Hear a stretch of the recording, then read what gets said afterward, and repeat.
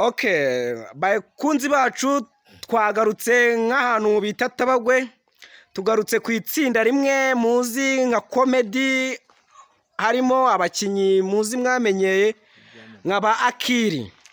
None muri iyi minsi harimo abari barabuze, ariko tuhuye n'umwe muri bo yatwibwira. Umusaba kwita nde?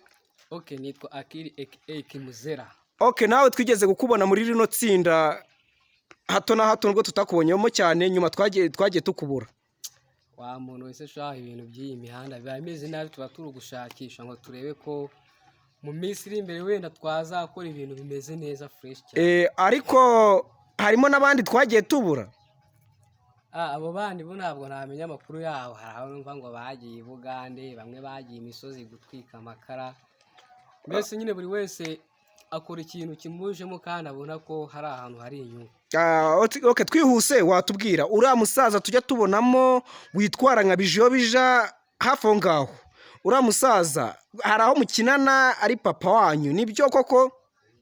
Uriya musaza twarakoranye, gusa njyewe ntabwo nigeze mbona, mbese ntabwo nabashije gukora nawe cyane ngo mumenye bigiye kure, gusa nyine twarakoranye tu.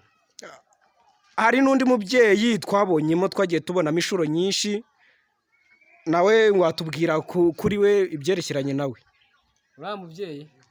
Uriya mubyeyi n'ubusanzwe akunze gukina yitwa ngo Kira, gusa nyine uko akina ari umugore w'uriya musaza witwa Kaziyake. Ariko mani nawe umbaza ibibazo byubaka. Oya, nta kibazo. None ubundi amazina yawe nyakuri bakwita nde? Nitwa Habimana Florian.